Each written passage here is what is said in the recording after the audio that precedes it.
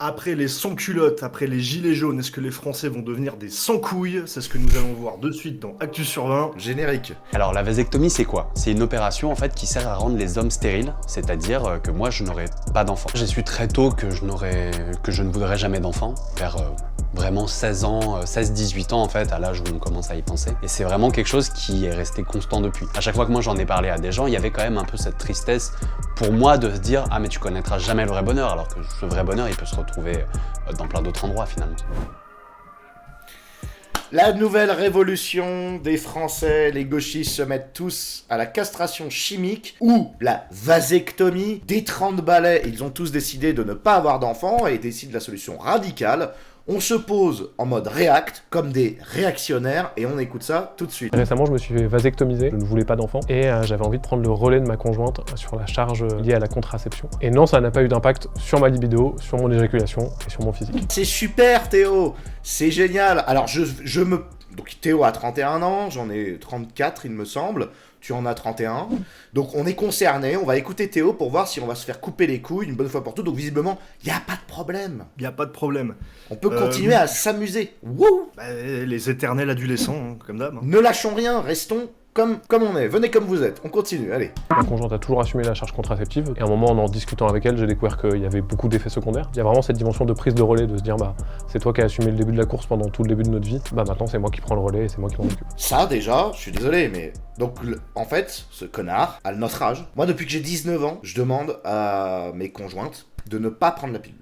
C'est-à-dire, je dis, mais arrête, ça te désaxe. Enfin, les deux premières copines que j'ai eues, elles étaient complètement démontées de la tête. Et toutes celles que j'ai eues après n'avaient pas la pilule. Je restais en couple qu'avec les filles qui prenaient pas la pilule parce que ça les désaxe. De toute façon, il y a un dérèglement hormonal, c'est certain. Il y a eu des problèmes liés à certains médicaments qui ont créé des problèmes aux ovaires, etc., des infécondités. Cette mère de 34 ans se porte bien aujourd'hui.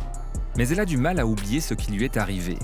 4 ans plus tôt, au hasard d'une analyse de sang, on lui découvre un problème, un taux de plaquettes trop élevé. D'où ça vient, on n'en sait rien. Personne ne pense à la pilule. Elle me dit qu'il y a des risques de thrombose avec un taux de plaquettes trop élevé et qu'il faut continuer à faire pas mal de tests, mais sans vraiment savoir ce qui m'arrive. La capote. Et voilà les mecs, parce que en fait la pilule, ça fait juste des années qu'on sait qu'il y a potentiellement un problème, qu'on y croit ou pas. Si en plus la nana estime, donc là le petit bobo il se rend compte qu'il y a peut-être des problèmes, tu sais, il a notre âge, c'est-à-dire qu'en fait on aurait pu discuter avec lui de ça à 19 ans, il aurait fait n'importe quoi, il y a pas du tout d'effets secondaires. Et des années plus tard, ouais en fait il y a des effets secondaires, du coup je vais me faire vasectomier. Ça coûte cher et puis c'est du plastique pour la planète, c'est vraiment pas terrible. Et sinon, je suis désolé, mais vous pratiquez le retrait, et alors on va me le dire, oui mais vous êtes dingue, avec le retrait c'est pas 100% sûr, on pourrait avoir un enfant. La maladie de l'enfant. Mais ça, on va y revenir. De toute façon, ça va être un peu le sujet. Hein. J'avais pas conscience à l'époque que c'était une vraie charge. Maintenant que j'en ai conscience, bah, je peux pas revenir en arrière, donc je vais changer les choses. Aussi pour te remercier de l'avoir assumé pendant longtemps. Il y avait le constat du fait qu'on ne voulait pas d'enfants, la vasectomie, l'aspect définitif était parfait dans notre situation. L'adoption, ça existe. Il y a d'autres solutions si jamais vraiment on a un changement brusque d'avis et de vie. Donc clairement, le regret, ça a pas fait partie de l'équation. Donc là, pour moi, Théo a tout dit. C'est-à-dire que la vasectomie, pour ceux qui n'ont pas compris, c'est un peu comme le tatouage. Il y a plus de tatouages dans la classe moyenne à partir du moment où le tatouage est dit réversible. C'est-à-dire que du jour où on invente le laser, les gens se font plus tatouer parce qu'ils disent au pire, je peux revenir en arrière, là c'est ce qu'il vient de dire, au pire, donc je fais la connerie, il sait que c'est une connerie en fait, regarde-moi sa tête, il sait qu'il est en train de faire une connerie. Il s'est fait piéger le... Je vais me faire couper les couilles les mecs, d'accord? Au pire, c'est réversible parce que il est dit maintenant qu'en fait la vasectomie peut être défaite, donc au pire il y a ça, sinon il y a l'adoption, et sinon on ira aller me chercher les 3 ou 4 gouttes de sperme qui restent. Après oui, ça se trouve il a fait congeler son sperme. Non mais même je pense qu'ils peuvent aller chercher à la pipette ou je sais pas quoi. Mais ce que je veux dire c'est que c'est de l'extrémisme, c'est comme Macron, c'est de l'extrême centre. Je veux être un mec gentil et moyen à l'extrême avec la sécurité de la science, la parenthèse en fait. Oui, et puis c'est ça, puis après en fait en plus dans ce mode de conception on est vraiment typiquement vers la transhumanisation. C'est-à-dire que il y a ce côté où on enlève en fait tout le côté charnel. Oui.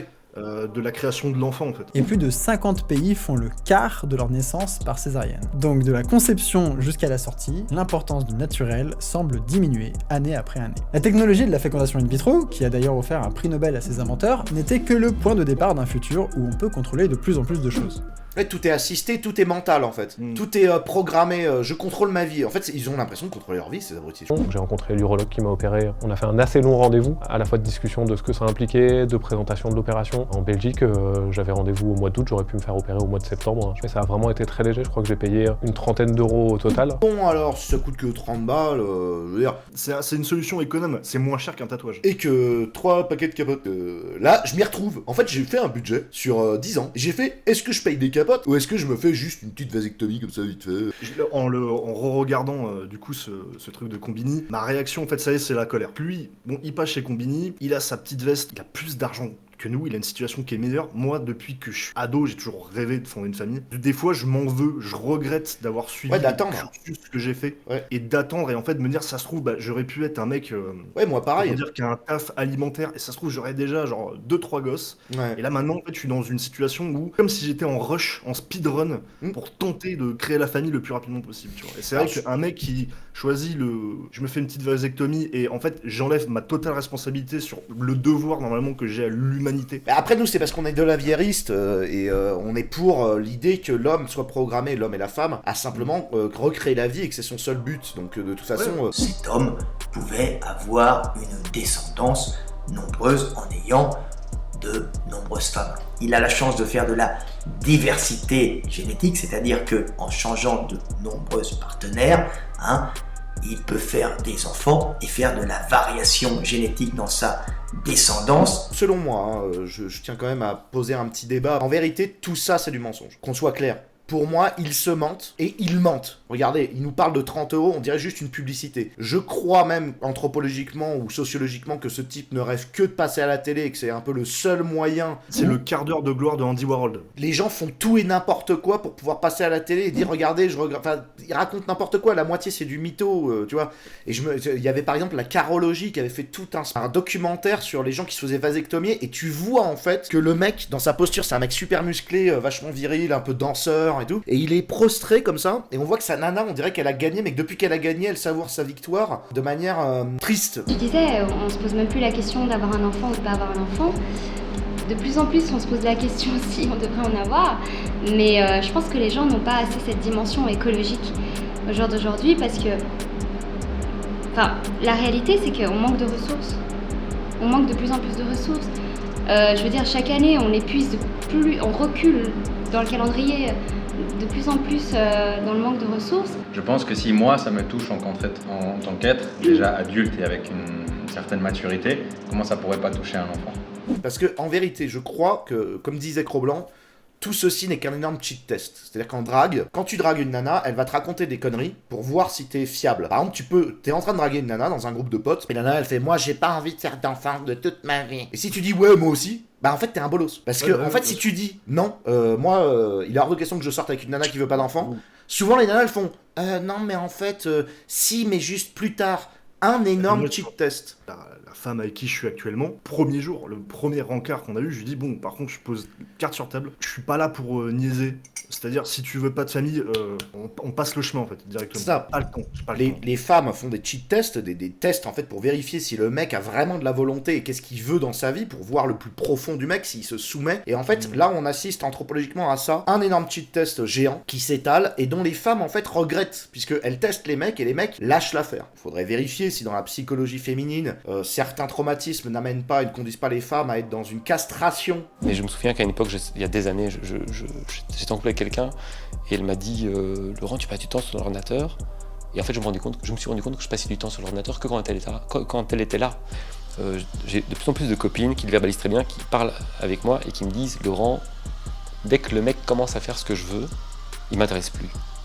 Et le problème, c'est que les hommes sont dans une détresse affective et que donc ils font très très vite ce que la femme demande. Très très vite, ils ont la pression de dire putain, je vais bien m'habiller, je vais aller au restaurant, alors qu'elle s'en fout en fait. C'est pas ça qu'elle a envie de, elle préfère largement des moments simples et heureux. Mais donc, la femme est en quête de l'homme en fait. C'est-à-dire qu'elle est en quête d'une énergie qui lui résiste. Et en fait, quand tu dis, elle a une espèce de victoire un peu triste, c'est qu'elle s'est dit, ok, j'ai pas choisi le bon, mais je lui ai quand même coupé les couilles. C'est ça. Et oui, mais après, elle le quitte, en vérité. Et du tout, ça n'a pas d'impact sur les érections, et c'est une question que j'imaginais pas, mais que j'ai effectivement beaucoup eu, mais ça ne change pas l'aspect ou la quantité de mon éjaculation, parce qu'on enlève simplement les spermatozoïdes, et ça n'a pas changé ma pilosité non plus. L'impact dans l'absolu, il est zéro, quoi. Évidemment que ça n'a eu aucun impact. En effet, il n'a pas de muscles, il n'a pas de virilité propre. Donc de toute façon, qu'est-ce que ça change, en fait? Il doit collectionner des figurines pop, il doit... Mais c'est pas un youtubeur, ce mec? Je me demande si c'est pas un Twitcher, plutôt. Donc en fait, c'est une publicité, en fait, pour sa chaîne Twitch. J'étais un peu dans le coltard, je suis resté dans le coton, j'ai eu du mal à me réveiller pendant un petit bout de temps ce matin, là c'était assez dur. Et au moment où j'ai commencé à me dire, je vais me faire mon café, c'est parti. Et salut Dorine, ça va pas mal, c'est dur de me réveiller ce matin, mais ça va quand même bien. Je vais pas pousser le truc à couper le live, à le relancer, mais si à un moment ça devient vraiment trop insupportable, c'est peut-être ce que je ferai. Je sais pas si c'est OBS ou mon ordinateur qui galère à mort, mais c'est un peu la galère quand même ce matin, quoi. C'est comme ça qu'il veut exister. Moi, je suis le mec qui me suis fait couper les couilles. Moi, c'est vrai. Après, je fais un lien sur un truc par rapport à la vasectomie où là, bon, c'est pas que je suis pour, mais je peux comprendre. Par exemple, il y a eu un bad buzz il y a l'année dernière, je crois, avec Nota Bene qui s'est fait vasectomiser et qui l'a dit en live avec sa conjointe. Mais le truc, c'est que Nota Bene, il a fait le taf. Il a 3 gosses, en fait. C'est important, je pense, de montrer aussi que c'est des sujets... Donc voilà, on a eu des enfants, puis au bout d'un moment, la question de cette contraception, mine de rien, elle se pose. Elle est là. Et elle n'est pas taboue pour les femmes, elle ne doit pas l'être non plus pour les hommes. Voilà. Oui.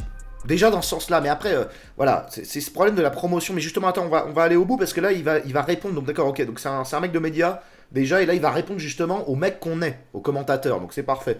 On va conclure un peu là-dessus, parce que justement, il parle de la question de l'immigration, parce que pendant que les blancs de classe moyenne ne font plus d'enfants, voire se stérilisent, donc je le dis d'avance, Hugo Décrypte, hier, a fait un sondage sur Instagram.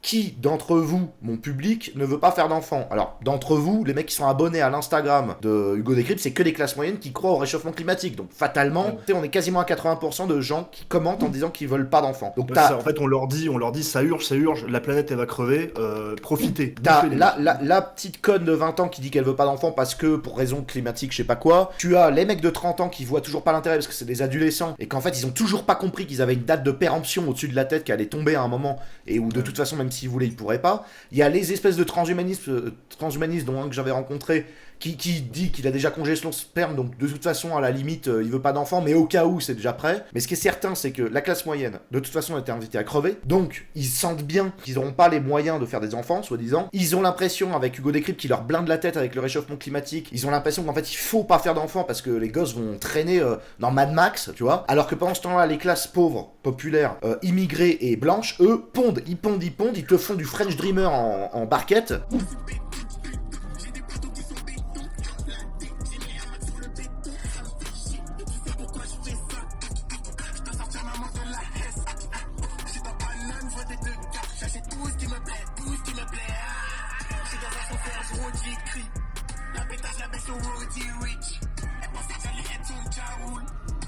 Et les vrais riches ne se posent pas trop de questions non plus. En fait, c'est typiquement, c'est le scénario Idiocratie. Exactement. Je sais que c'est un truc qui est dit et redit, mais c'est vrai qu'en fait, putain, on plonge vraiment là-dedans. Complètement. Après, c'est vrai que je crois qu'on est en train de mettre le doigt sur quelque chose avec cette histoire de la classe moyenne. Ah non, mais la classe moyenne est invitée à se suicider. Et d'ailleurs, on n'en a pas parlé, mais il y a une youtubeuse belge de classe moyenne, typiquement, qui veut se suicider d'elle-même. Alors, j'ai pas compris si c'était possible, par contre. Alors, en fait, c'est Olympe TDI. Pour resituer le contexte, c'est Olympe TDI, c'est une fille qui est sur Instagram et sur YouTube et qui fait une chaîne dit qu'elle a des son troubles psychiques, etc. TDI, je vais grossir le trait, elle est en gros schizophrène et elle reçoit tellement de haine de commentateurs qu'en fait elle a décidé, putain, moi ça me broie le cœur. Septembre prochain, en fait elle va faire un suicide assisté. Mais c'est possible en Belgique. Elle a le droit. Bah apparemment, elle a le droit. Mais ça y est, on y est en fait, on est vraiment dans la boîte à suicide en fait. Quand bien même tous les messages positifs que je reçois depuis des mois font que je ne suis pas encore passée à l'acte, vous avez été très présent pour moi. Et je vous en remercierai jamais assez, vraiment. Quant aux haters, etc., sachez que vous aurez tous du sang sur les mains, mais tous. Là, tu sais, les bobos, ils aiment bien dire qu'il y a que nous, l'extrême droite, enfin pas toi forcément, mais en tout cas que l'extrême droite représente les nazis. Excusez-moi, mais science et mort, c'est nazi. C'est-à-dire que là, en fait, en gros, tu es vraiment dans un corpus de scientifiques qui proposent des suicides assistés, coupage de couilles assistés. Tout le modèle économique invite, en fait, la classe moyenne. C'est ce qu'on appelle, il me semble, c'est ce qu'on appelle l'eugénisme. Oui, totalement, c'est de la mort assistée. On va écouter la réponse qu'il fait au droitard, justement. Il y avait effectivement toute une partie de personnes très masculinistes. Dans l'agression gratuite, j'ai beaucoup été traité d'homme soja, de sous-homme. Dans des trucs que j'ai pas vu venir, c'est toutes les théories racistes qui ont été liées à ça, sur le fait que les Européens blancs mettaient fin à leur fertilité ou allaient faire moins d'enfants, pendant que des personnes d'Afrique allaient faire massivement des enfants et venir envahir l'Europe. Il y a beaucoup de gens qui ont présumé que ma conjointe allait me quitter très rapidement aussi. Ça fait une quinzaine d'années qu'on est ensemble, normalement. On a les stats, hein. Je suis désolé, les stats sont contestés par Libération. Ils disent qu'en fait, Bardella parle de 40% des naissances dues à l'immigration extra-européenne. Ils expliquent que non, que sous le plan statistique, en fait, ça représenterait que 0,8%. Je crois qu'il y a un peu d'abus, 0,8%. Faut pas non plus déconner, je veux bien qu'on rétablisse des vérités. Mais en vérité, prénoms les plus donnés dans certaines régions, c'est Mohamed, Sophia, Inès Mohamed, Nour, Sarah, etc. Et selon les régions, évidemment, tu peux basculer dans le Théo, Jade, Léo. Oui, bien sûr, en fait, c'est surtout dans les métropoles, il y a de plus en plus de naissances liées en fait, aux familles d'immigrés. Et souvent, après, les mecs de province qui deviennent des bourgeois bouseux, des boubous, en fait, donnent des prénoms de bourgeois bohèmes. Mais comme ils sont pas nombreux, du coup, donc on se retrouve avec cette année le plus bas taux de naissance. Est-ce que c'est dû au Covid, à l'isolement, au stress? On n'en sait rien. Mais en tout cas, pour la réforme de retraite, il n'y aura plus personne pour payer les retraites. Ça sert à rien de penser à la réforme, il n'y aura pas de retraite. Ça, je peux vous l'assurer. On va finir comme au Japon. Pourquoi sacrifier cette femme au bénéfice d'un couple non fonctionnel qui n'aboutit à rien, en fait. C'est vrai qu'en fait, ça se trouve, moi, la pauvre nana, bon, c'est peut-être elle aussi qui est dans le... Ils en ont peut-être discuté avant, etc. Mais c'est vrai qu'en fait, c'est vraiment une perte de temps. Mais 15 ans pour les deux, quoi. C'est rester... Non, mais dans ces cas-là, autant... Parce qu'en fait, il reste seul juste pour payer le loyer, en fait. Mais oui, parce que c'est ça, c'est une association. En fait, c'est une colocation. 15 ans de couple pour regarder Netflix au chaud comme des chats, en fait. Qu'est-ce que c'est le but? Putain de bordel de merde. Rester célibataire, ayez au moins le courage. Affronter la vie seule et pas faire perdre de temps à... C'est ça, ayez au moins le courage d'aller dans les bars pour aller rencontrer de nouvelles personnes, de nouvelles conquêtes. Même pas. Il faut qu'ils s'associent en couple pour faire les chats chocolat, comme on appelle ça. Chocolat chaud, chocolat chat Netflix. Mais dans une stérilité absolue. Et tout ça, évidemment, en tant que classe moyenne, au service, mon taf, j'ai posé des petits jours de congé pour aller me vasectomier. Tout ça bien au service, en fait. C'est remboursé par la Sécu, donc... 30 € et c'est remboursé par la Sécu. Passe à la note. Putain, mais ils me saoulent, les mecs, je suis désolé. Bon, c'était de la React, les gars. C'était de la React, on s'est positionné en React, mais j'espère au moins que ça aura été un peu touffu. Je veux pas voir les commentaires des droitards ou quoi. On va pas rentrer dans un truc sociétal. Moi, je vous dis... évidemment 19 sur 20 pour cette info, puisque de toute façon c'est prégnant dans la société. Il va falloir... En fait, ça ne sert à rien de contre-argumenter contre ces gens-là. S'ils veulent se suicider, qu'ils se suicident, on s'en bat les couilles. Et je le dis pour les droitards blancs qui veulent...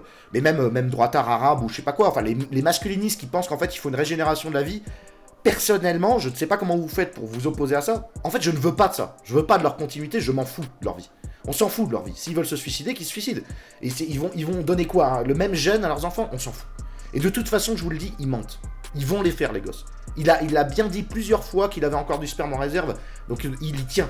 Il y tient au choix. À la liqueur sacrée, les gars. Pour moi, c'est un 17 sur 20, parce que je te rejoins sur le côté où en fait c'est quelque chose de très important, mais s'il y en a qui veulent plonger d'un ravin, allez-y, vous voulez mourir, nous on a envie de vivre, on a envie d'essayer de perpétuer, c'est même pas une histoire de race, etc.